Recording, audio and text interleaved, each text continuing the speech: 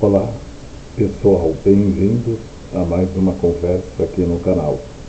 Hoje o tema é daqueles que batem direto na nossa realidade cotidiana, o narcisismo na era do Instagram.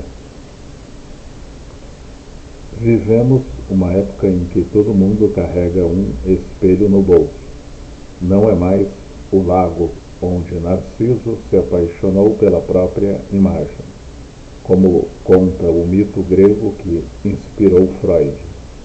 Hoje, o espelho é a tela, stories, feed, reels, filtros que nos deixam mais perfeitos, curtidas que funcionam como aplausos invisíveis. Mas será que isso tudo está produzindo uma nova geração de narcisistas? Ou as redes sociais estão apenas revelando e amplificando algo que sempre esteve lá, na estrutura mesma do sujeito? Freud, lá em 1914, no texto sobre o narcisismo, já nos alertava: existe um narcisismo primário, saudável, que nos ajuda a investir libido em nós mesmos para sobreviver. Mas há também um narcisismo patológico, quando o investimento no eu vira excessivo, grandioso, e o outro desaparece como objeto de desejo real. Vira apenas espelho, plateia ou extensão do próprio ego. Décadas depois, Christopher Lasch, em seu clássico A Cultura do Narcisismo, de 1979, foi além. Ele mostrou que o narcisismo não é só um problema individual, é um fenômeno cultural. Em uma sociedade de expectativas descrescentes, consumo desenfreado e enfraquecimento dos laços tradicionais, o indivíduo se refugia no culto ao eu. Lasch escreveu isso antes da internet. Imagine o que ele diria hoje, vendo milhões de pessoas editando a própria imagem por horas, esperando validação em forma de números. Estudos recentes confirmam: quem tem traços narcisistas usa mais o Instagram, posta mais selfies, passa mais tempo editando fotos e dá enorme importância às curtidas e visualizações. Pesquisas mostram correlação positiva entre narcisismo e tempo gasto na rede, especialmente em plataformas visuais como o Instagram. Jean Tange, que pesquisa gerações, aponta que o narcisismo vem crescendo nas últimas décadas, mais rápido que a obesidade. Segundo ela, as redes não criam narcisistas do zero, mas selecionam, recompensam e amplificam traços que já existem. Então, voltamos à pergunta central: as redes sociais produzem uma nova forma de narcisismo ou elas funcionam como um amplificador de algo estrutural? A falta originária, o desamparo, a busca incessante por um outro que nos confirme a existência. No fundo, o Instagram é o grande espelho contemporâneo. Curtidas viram o retorno do olhar que falta, mas esse espelho é quebradiço. Quando a validação não vem, a depressão bate, a inveja explode, o vazio aparece e o sujeito, em vez de atravessar o desejo, fica preso na imagem idealizada que ele mesmo construiu. Hoje vamos explorar isso juntos, o que a psicanálise nos diz sobre esse narcisismo digital, como ele afeta relacionamentos, saúde mental e até nossa capacidade de amar o outro de verdade. E, principalmente, como podemos usar as redes sem sermos usados por elas. Se você já se pegou checando o celular atrás de likes, ou se sentiu invisível quando uma foto não bombou, esse vídeo é para você. Vamos mergulhar nessa reflexão?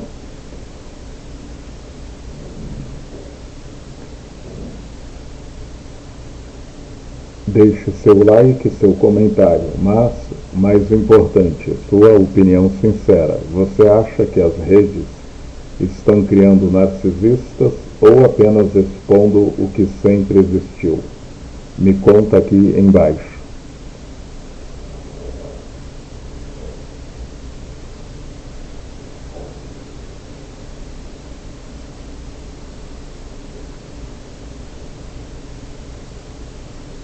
Então vamos ao básico, mas essencial. O que Freud realmente disse sobre o narcisismo? Tudo começa no texto de 1914 sobre o narcisismo, uma introdução. Freud percebeu algo revolucionário na época. O sujeito não dirige sua libido, essa energia vital, sexual no sentido amplo, apenas para objetos externos, como pessoas, coisas ou ideais. Ele também investe libido em si mesmo. Existe um amor voltado para o próprio eu. E esse investimento libidinal no eu é o que chamamos de narcisismo. Mas atenção, narcisismo não é sinônimo de egoísmo patológico ou vaidade superficial. Freud não inventou o termo para julgar, ele usou para explicar o funcionamento da psique. Freud distingue claramente duas formas principais. Primeiro, narcisismo primário. Esse é o estado original, o ponto de partida do desenvolvimento. No bebê recém-nascido, e Freud fala das primeiras semanas, meses de vida, a libido está toda voltada para si mesmo. Não há ainda uma clara distinção entre eu e mundo, tudo é eu. A mãe, o seio e o colo fazem parte do eu ampliado. É um estado de autoerotismo que evolui para um narcisismo primário. O bebê se sente o centro do universo, onipotente, completo em si mesmo. Freud chama isso de sua majestade, o bebê. O bebê reina absoluto. E os pais, com seu amor narcísico projetado, reforçam essa ilusão de perfeição. Esse narcisismo primário é normal, necessário e saudável. Ele forma o reservatório da libido, a base do ego. Sem ele não haveria investimento posterior no mundo. É como um tanque cheio de amor próprio primordial que permite depois amar o outro sem se esgotar completamente. Narcisismo secundário. Aqui a coisa muda. Com o tempo, a criança percebe que nem tudo responde imediatamente ao seu desejo. Há frustração, separação, limites. A libido que estava concentrada no eu começa a se direcionar para objetos externos. Primeiro a mãe como objeto separado, depois outras pessoas, o mundo, isso é a escolha objetal, mas a libido pode retornar ao eu em certas circunstâncias, quando há perda de objeto, luto, rejeição, trauma, ou quando o investimento no mundo se torna insuportável, como em algumas neuroses ou psicoses. O sujeito retira a libido dos objetos e a recolhe de volta para si. Isso é o narcisismo secundário, um retorno regressivo ao eu, muitas vezes exagerado como forma de defesa. No extremo, vemos isso em quadros como a paranoia ou a esquizofrenia, onde o mundo externo perde interesse e o eu se torna grandioso, megalomaníaco, mas em graus menores. É o que acontece em muitos de nós, quando nos sentimos feridos, nos isolamos, nos inflamos de autocomiseração ou grandiosidade para não depender do outro.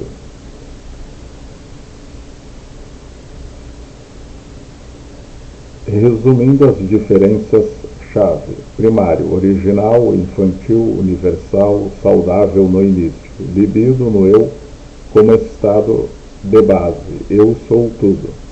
Secundário, posterior, regressivo, pode ser patológico. Libido volta ao eu após investimento no objeto. Eu me basto porque o mundo me falhou. Freud resume: o narcisismo secundário é uma superexposição sobre o primário. Todos nós carregamos esse reservatório primário e, em momentos de crise, podemos regredir a ele. E aí entra a pergunta que nos interessa hoje. Na era do Instagram, o que predomina?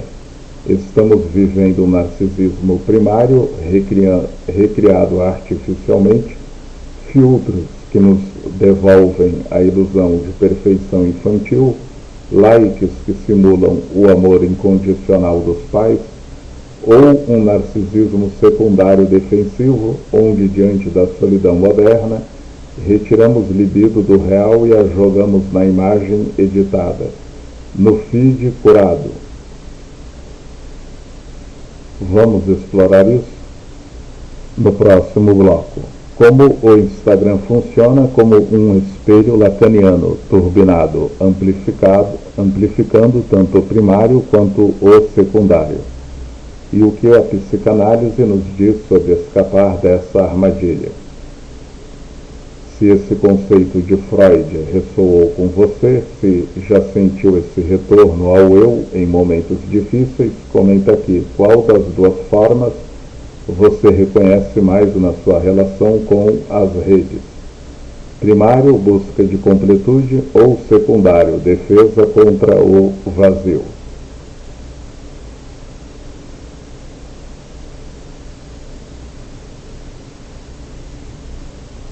Décadas depois de Freud, Jacques Lacan aprofunda radicalmente essa discussão sobre o narcisismo. Ele não fica só no investimento libidinal. Ele vai ao cerne da formação do eu, o estágio do espelho. Lacan descreve isso em 1949 no texto O Estágio do Espelho como formador da função do eu, entre 6 e 18 meses. A criança, que ainda tem coordenação motora precária, corpo fragmentado na experiência vivida, se depara com sua imagem no espelho. E aí acontece algo decisivo.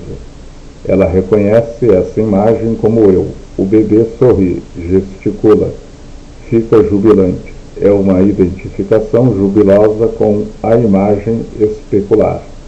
Mas, atenção, essa imagem não é o sujeito real. É uma construção imaginária. O corpo real da criança é descoordenado, dependente, fragmentado, mas, no espelho, aparece unificado, inteiro, completo, mestre de si. Essa unidade é antecipada, ilusória. Lacan chama isso de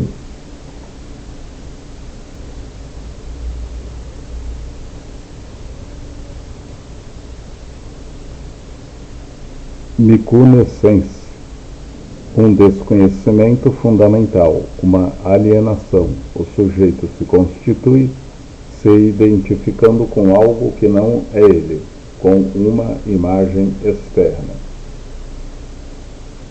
E aqui está o elo com o narcisismo. Essa identificação primária é narcísica por excelência. O eu nasce investido de libido nessa imagem idealizada. É o ideal do eu primordial. O eu se ama nessa forma unificada que o espelho oferece. Mas esse amor é ambíguo, porque a imagem é outra. É o outro especular.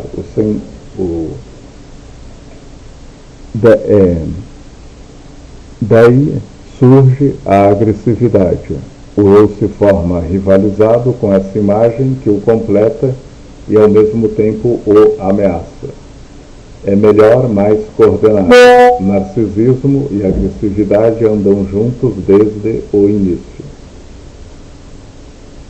Desde o início da vida psíquica existe uma relação constitutiva entre identidade e imagem. O eu não é inato, não é biológico puro. é imaginário alienado na imagem do outro. E o que é o Instagram senão o estágio do espelho ampliado e infinito? No feed, no Stories, no Real, você posta uma imagem curada, editada, filtrada e espera o reconhecimento do outro, os likes, comentários, views. Essa imagem devolvida pela tela é o seu eu ideal, contemporâneo, mais bonito, mais feliz, mais bem-sucedido que o eu real, fragmentado, vulnerável.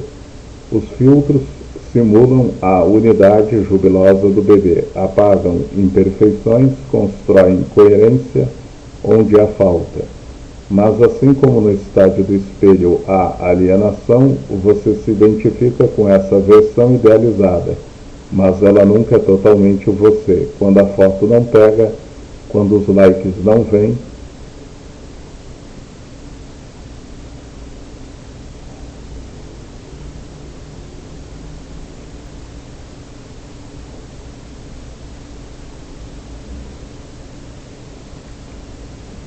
o desconhecimento falha, o vazio aparece, a imagem que deveria completar te confronta com a falta estrutural. Daí a inveja dos perfis alheios, o outro especular que parece mais unificado, a agressividade nas tretas online, a ansiedade constante de não medir up ao ideal do eu digital. Lacan diria, as redes sociais não inventam o narcisismo. Elas atualizam o estágio do espelho como regime permanente. O eu se constitui e se sustenta no olhar do grande outro digital, o algoritmo, a audiência invisível. Curtidas viram o sim que o espelho materno dava ao bebê, mas esse outro é caprichoso. Hoje aplaude, amanhã ignora, e o sujeito fica preso na dialética imaginária. Amor é imagem versus ódio pela falta que ela mascara.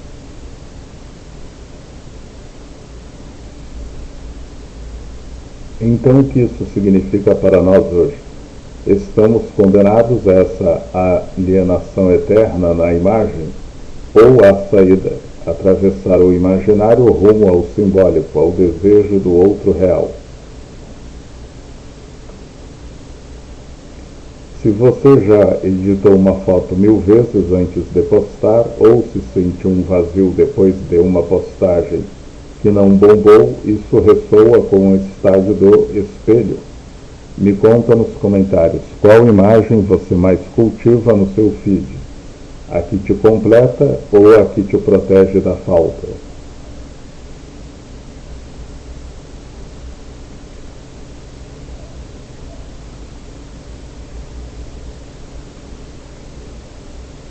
O que são as redes sociais, afinal? Elas são, em certo sentido, um grande espelho coletivo. Um espelho que não reflete apenas um rosto, mas milhões de rostos ao mesmo tempo, e todos olhando para si mesmos através do olhar dos outros. As pessoas constroem versões de si mesmas, selecionam imagens, editam momentos, mostram apenas certos aspectos da vida, e esse processo produz algo interessante e ao mesmo tempo revelador. Não mostramos quem somos, mostramos quem gostaríamos de parecer ser.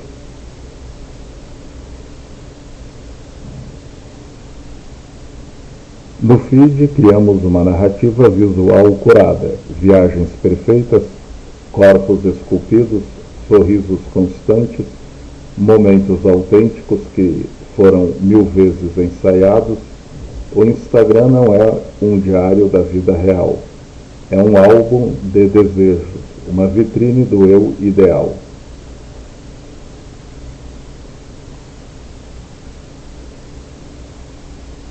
Mas Lacan nos ajuda a entender o custo disso. Essa versão que postamos é a imagem especular turbinada. Editamos para eliminar a fragmentação, rugas, celulite, tristeza, tédio. Usamos filtros que simulam a unidade jubilosa do bebê no espelho. E esperamos que o grande outro, o algoritmo, os seguidores, valide essa imagem com likes, comentários, Cada notificação é um sim que reforça: você existe, você é desejável, você é inteiro.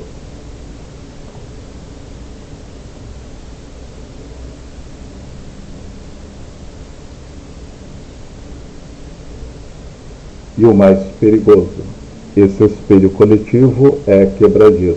Quando a validação falha ou se fragmenta, ansiedade, depressão, comparação constante, inveja tóxica, sintomas que clínicos veem cada vez mais em consultório.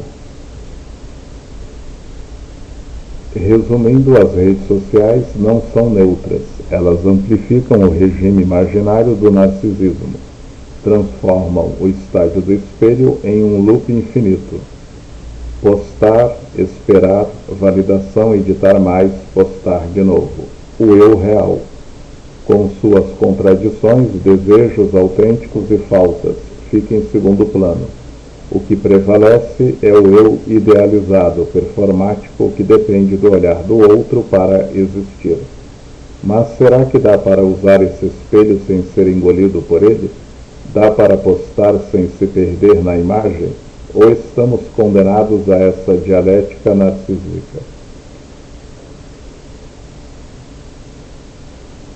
Se você já deletou uma foto porque não ficou boa o suficiente ou se sentiu invisível num dia sem stories, isso te toca? Me conta nos comentários qual versão de você mais posta, a real ou a idealizada.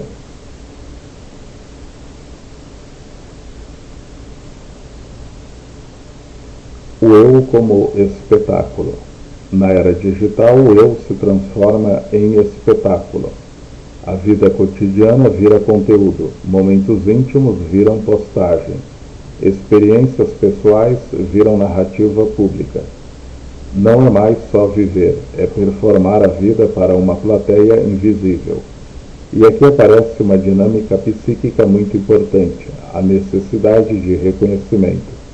O sujeito quer ser visto, quer ser admirado, quer ser validado. Likes, comentários e seguidores tornam-se sinais simbólicos de reconhecimento, uma espécie de aplauso contemporâneo que confirma: eu existo, eu sou desejável, eu valho a pena. Lacan nos diria que isso é o desejo do outro em ação plena, desde o estágio do espelho. O sujeito se constitui no olhar do outro, mas hoje o outro é o grande outro digital, o algoritmo que decide o alcance, os seguidores que dão o like como aprovação simbólica. Postamos não só para mostrar, postamos para ser desejados pelo outro. Cada like é um fragmento de reconhecimento que preenche, temporariamente, a falta estrutural. Olhem para mim, me vejam, me amem nessa imagem que criei.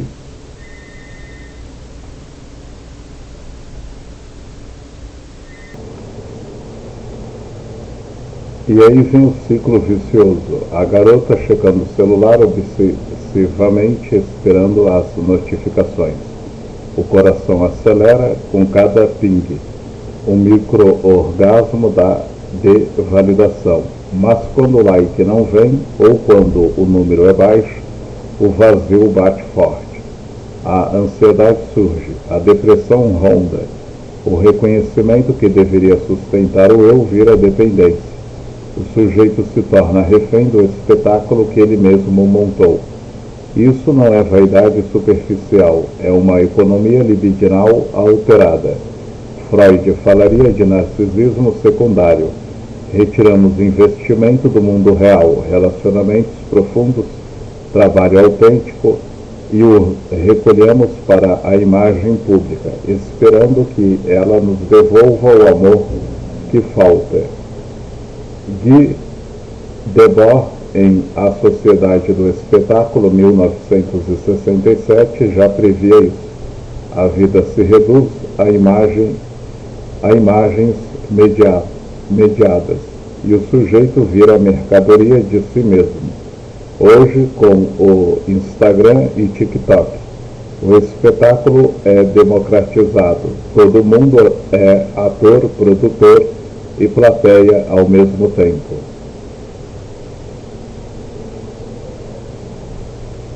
O problema não é postar. É quando o postar vira a principal forma de existir. O eu real, com suas dores, dúvidas e silêncios, fica oculto atrás da performance, e o desejo autêntico fica substituído pela demanda narcísica. Me veja, me admire, me complete. Mas há uma saída possível: reconhecer que o grande outro digital é ilusório, que os likes não são amor real, que o reconhecimento verdadeiro vem do encontro com o outro de carne e osso, no simbólico, no desejo mútuo, não na contagem de seguidores.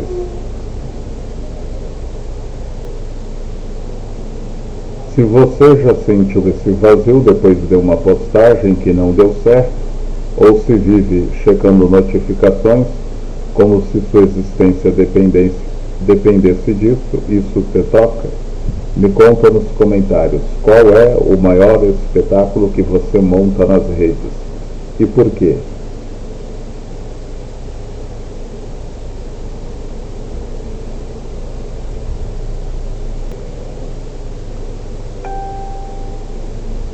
O desejo do outro. Na psicanálise, o desejo nunca é puramente individual. O desejo passa sempre pelo outro. Queremos ser desejados, queremos ser reconhecidos, queremos ocupar um lugar no olhar do outro. Lacan resume isso de forma lapidar: o desejo do homem é o desejo do outro. Não é que desejamos o que o outro deseja, é que nosso desejo se estrutura no desejo que o outro tem de nós. Desde o estágio do espelho, o sujeito se pergunta: o que o outro quer de mim? O que eu sou para o outro? Essa pergunta funda o desejo humano e também sua insatisfação eterna, porque o outro nunca responde completamente. E as redes sociais intensificam essa lógica a um nível inédito, porque ali o olhar do outro é constante, quantificado e imediato. O Instagram, o TikTok, o feed são máquinas de desejo do outro em loop 24/7. Postamos uma foto, um story, um reel e ficamos à espera da resposta. Likes, comentários, views, cada interação é uma mensagem do grande outro digital. Sim, você é desejável. Não, você não basta. O algoritmo vira o suposto saber do outro. Ele decide quem vê, quem valida, quem ignora.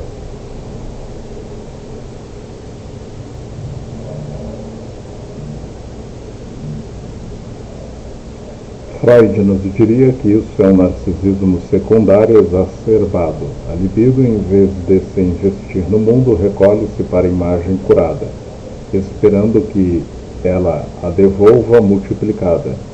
Mas como a imagem é frágil, filtros, edições, algoritmos volúveis, o eu fica frágil também. Lacan completaria: é a alienação imaginária no extremo. O sujeito se identifica com uma versão idealizada que nunca é real. E quando essa identificação falha, a falta estrutural explode sem defesas.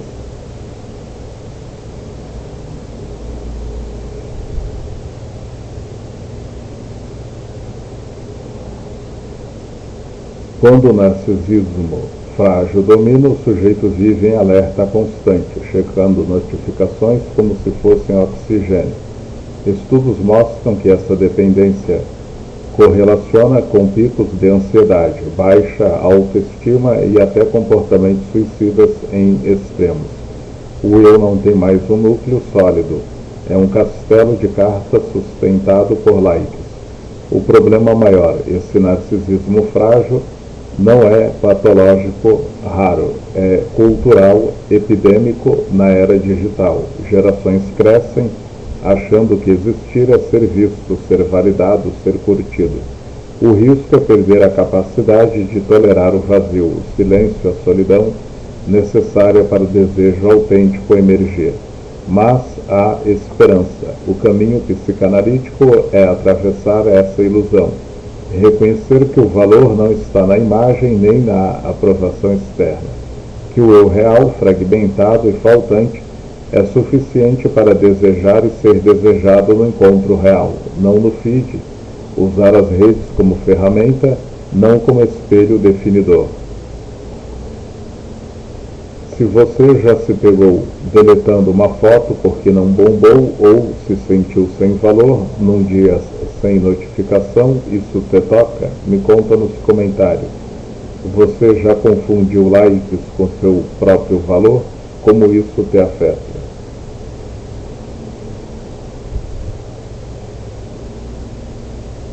O narcisismo frágil. Curiosamente, muitas vezes, quem parece mais seguro nas redes sociais é quem possui maior fragilidade narcísica. É um paradoxo clássico do narcisismo digital. Quanto mais grandiosa e impecável a imagem postada, mais frágil o eu por trás dela. Por quê? Porque essa imagem precisa ser constantemente alimentada. Postar, mostrar, receber aprovação. É um ciclo interminável. Hoje, uma selfie perfeita. Amanhã, um story motivacional. Depois, um reel de vida real, mas editada. E assim por diante. Sem esse fluxo constante de validação, a estrutura desmorona. Sem o retorno do grande outro digital, likes, comentários, visualizações, surge a angústia, surge a sensação de vazio. Freud nos ajudaria a entender isso como um narcisismo secundário defensivo levado ao limite. O sujeito retira a libido do mundo real e a concentra na imagem idealizada para evitar o confronto com a falta. Mas, como essa imagem é externa e dependente do outro, ela nunca é suficiente. É uma defesa frágil, que exige manutenção diária. Lacan diria que é o regime imaginário em colapso. O eu se agarra à imagem especular perfeita, mas quando o espelho, o feed, não reflete de volta o olhar desejado, a identificação falha e o vazio primordial aparece. Aquele vazio que sempre esteve lá, mascarado pela performance.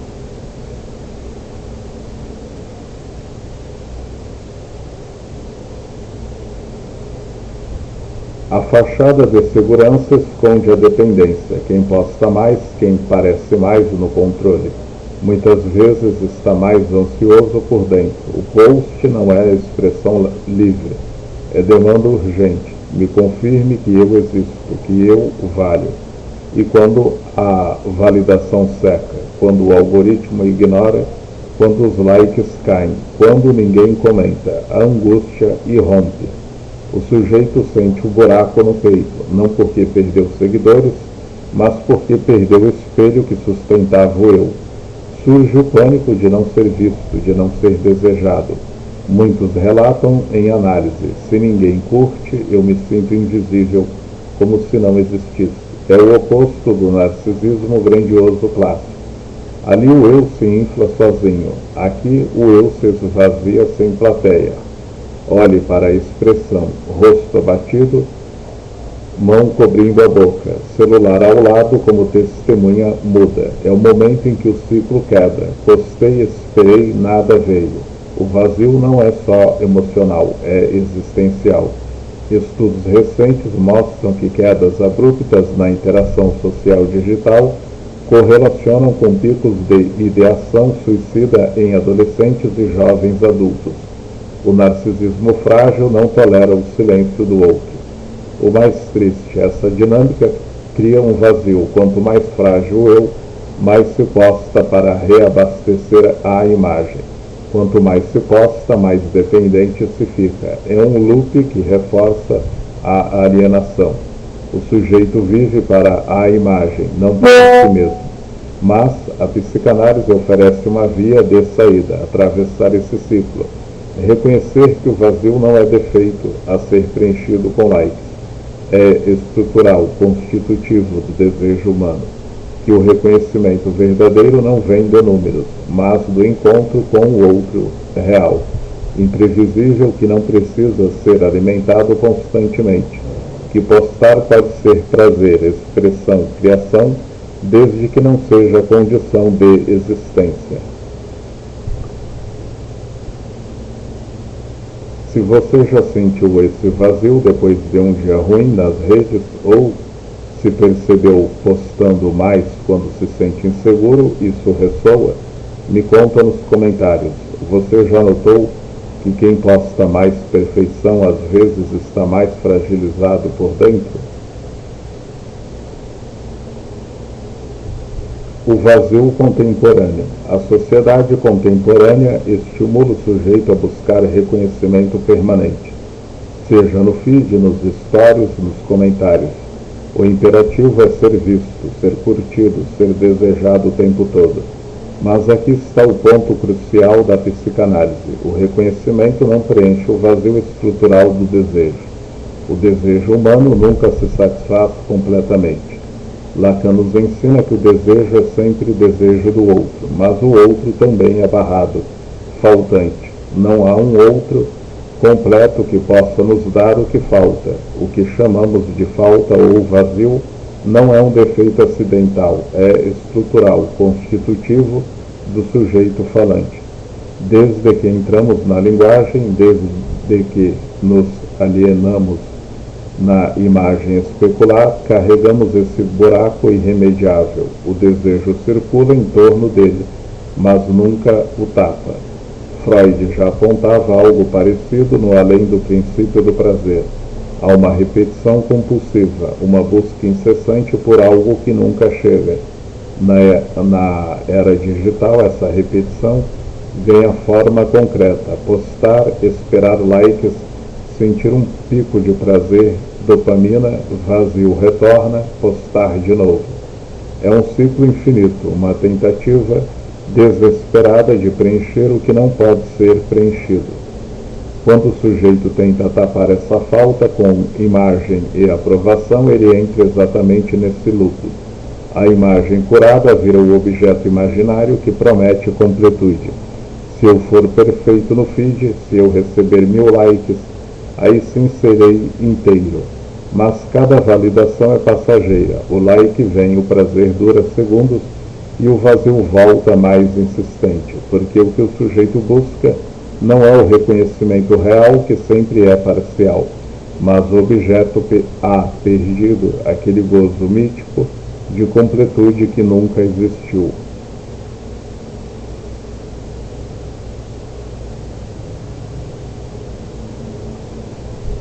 O celular está cheio de notificações antigas, mas o presente é silêncio. Esse é o vazio contemporâneo. O sujeito tem milhares de amigos, milhões de visualizações possíveis, mas se sente mais sozinho do que nunca. A sociedade do espetáculo promete preenchimento total e entrega apenas migalhas. Esse ciclo infinito gera sintomas concretos: ansiedade crônica, burnout digital, sensação de irrealidade, depressão reativa às quedas de engajamento. Muitos pacientes chegam ao consultório dizendo: eu tenho tudo nas redes, mas me sinto vazio. É o confronto com a verdade lacaniana. Nenhuma quantidade de reconhecimento externo tapa a falta.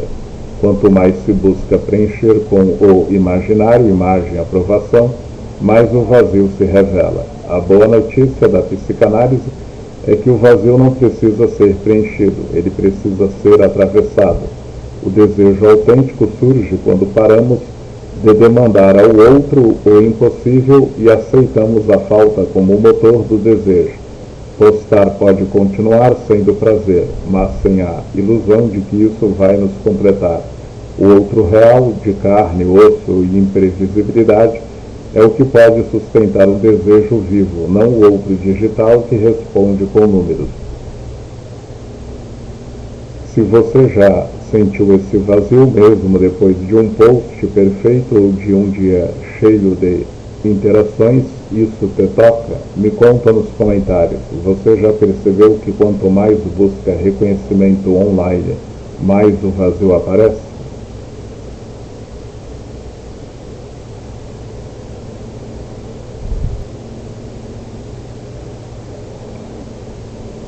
O narcisismo e os relacionamentos amorosos na era digital.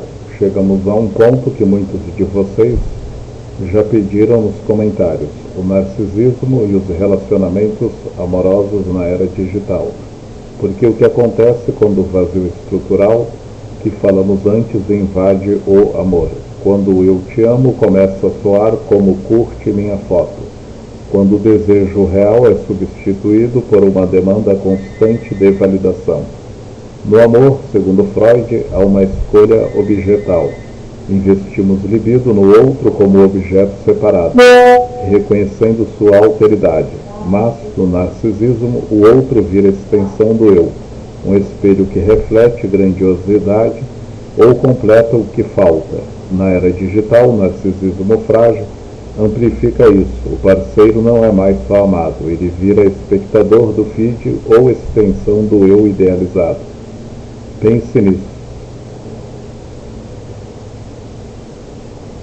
O casal posta fotos juntos, ensaiadas, perfeitas, beijo no pôr do sol, viagem romântica, tudo capturado para likes.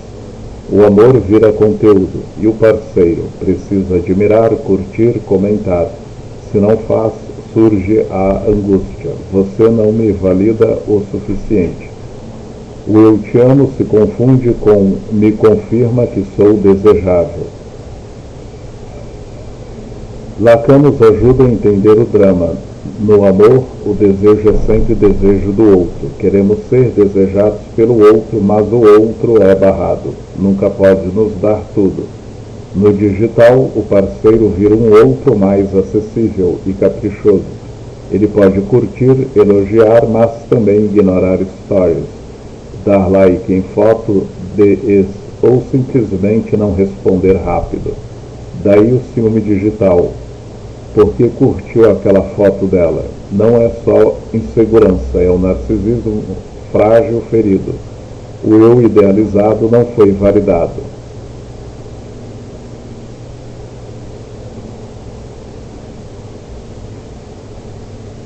O parceiro não é mais o outro de carne e osso, é alguém que compete com o feed alheio. E os aplicativos de relacionamento, Tinder, Bumble, etc., são a atualização do estádio do espelho. Citamos perfis filtrados, editados, ideais. Buscamos o match que reflita nosso eu grandioso, bonito, bem-sucedido, desejável. Quando dá match, é euforia, validação imediata. Mas quando não, ou quando ghosting acontece, é rejeição narcísica brutal. Não fui escolhido como imagem perfeita. O ghosting não é só descaso, é o outro que se recusa a espalhar o eu.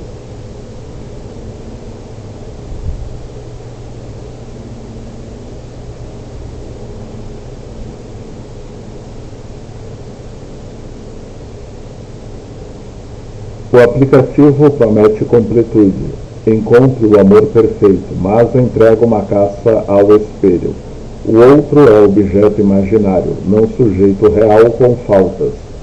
O resultado, relacionamentos mais frágeis. O amor vira demanda narcísica. Me admire, me valide, me complete. Quando o parceiro não cumpre, porque ninguém cumpre totalmente, surge o vazio, solidão a dois. Ou término abrupto, muitos pacientes contam. Terminamos porque ele não curtia minhas fotos o suficiente, o desejo real. O encontro com a falta do outro é evitado.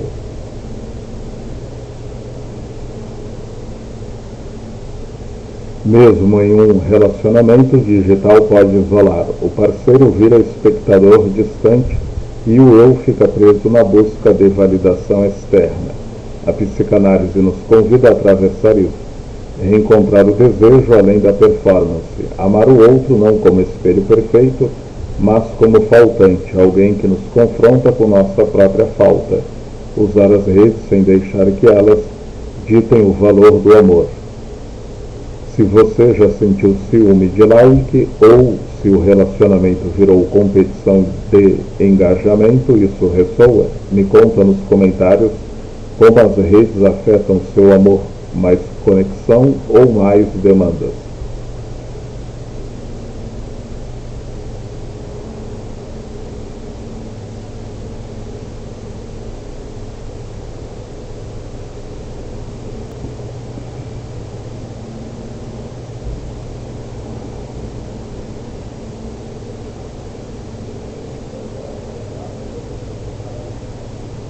Exemplos clínicos. O narcisista grandioso clássico, Sua Majestade o Executivo.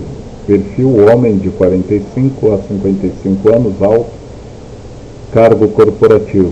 Exemplo executivo ou empresário. Chega à terapia pressionado pela esposa ou por crise profissional.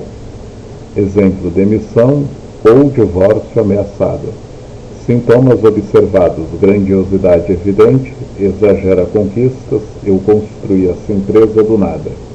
Sente-se superior, meus colegas são medíocres. Monopoliza as sessões falando só de si, falta de empatia, desqualifica o sofrimento da esposa, ela é dramática, reage com raiva ou desprezo a qualquer crítica ou feedback. Dinâmica psicanalítica, narcisismo secundário, Freud. Como defesa contra a fragilidade profunda, o eu inflado mascara uma infância de expectativas excessivas ou negligência afetiva. O outro, parceira, colega, serve como espelho para confirmar grandiosidade. Na clínica resiste ao tratamento. Eu não preciso de ajuda. Os outros é que falham. Após meses, pode surgir inveja ou vazio quando a fachada racha. Exemplo, fracasso profissional. Exemplo, adaptado de casos. Semelhante a relatos de executivos em terapia transfere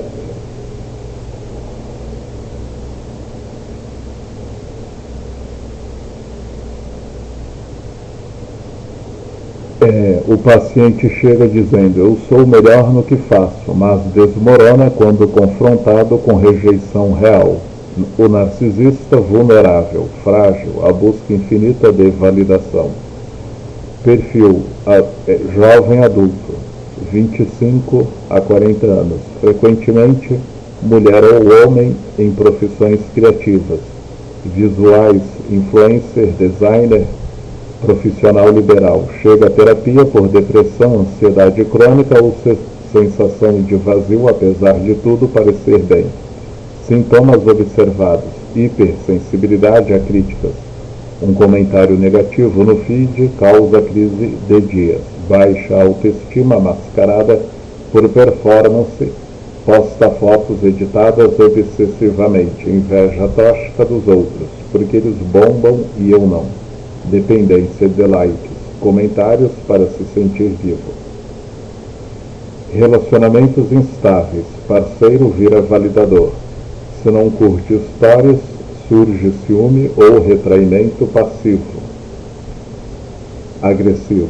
Dinâmica psicanalítica, narcisismo frágil, vulnerável, identificação com imagem especular, idealizada.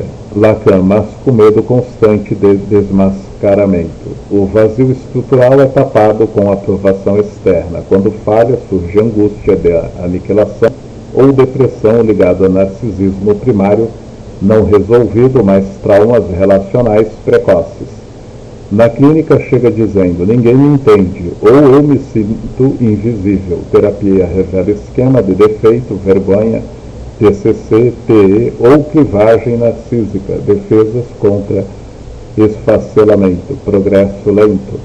Aprender a tolerar o vazio sem demandar validação constante. Exemplo adaptado, casos de jovens com dismorfia digital ou síndrome de vítima de narcisistas invertida. O paciente é um narcisista vulnerável que se sente eternamente rejeitado.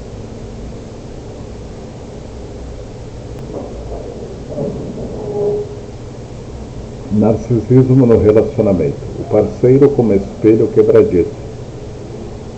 Perfil casal em crise. Um parceiro, geralmente um narcisista, exige admiração constante. Você não me valoriza o suficiente. Sintomas observados: ciúme de likes em fotos alheias, ghosting como punição. Se você me ignora, eu sumo. Infidelidade para reabastecer ego. Preciso me sentir desejado. Após término, escauteia exemplo para ver se sofreu.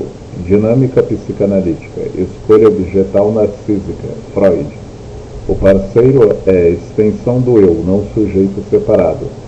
No amor, desejo do outro. Barrado. Lacan. Demanda me complete em vez de encontro com a falta mútua. Na clínica, o narcisista chega dizendo: ela me traiu emocionalmente, ignorando sua própria falta de empatia.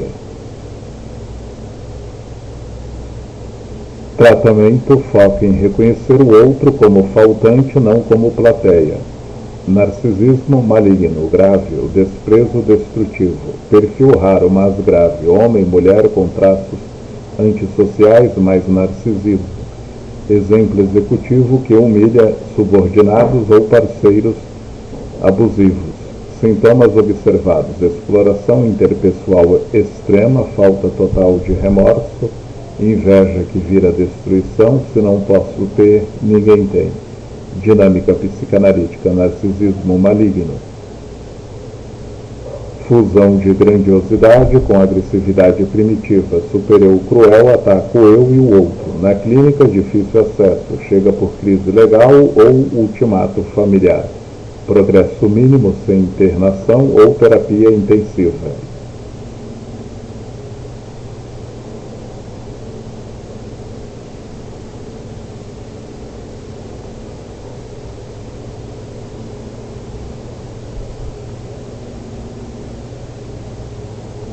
O narcisismo, na era das redes sociais, não é apenas um problema individual, é um fenômeno cultural. Vivemos numa sociedade onde a imagem ganhou um peso enorme, onde a visibilidade parece valer mais que a experiência, onde o número de likes muitas vezes dita o valor de um dia, de uma vida, de um eu. Mas a psicanálise nos lembra de algo fundamental, algo que nenhuma tela pode apagar. O sujeito não é a imagem que projeta.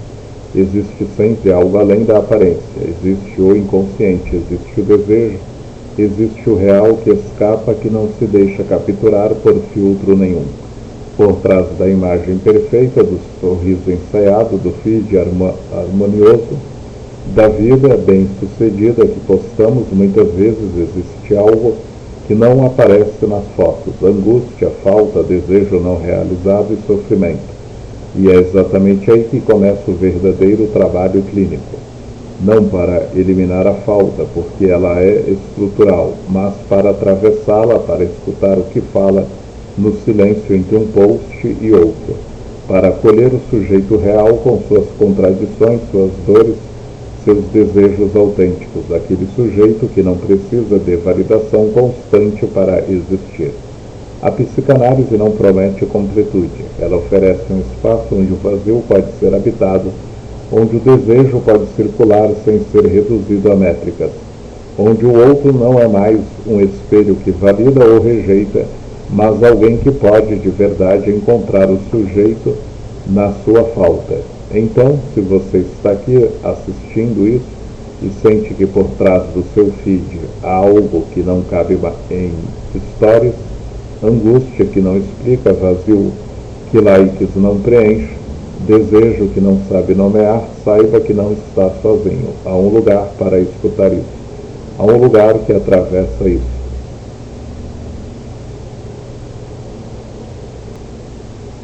Muito obrigado.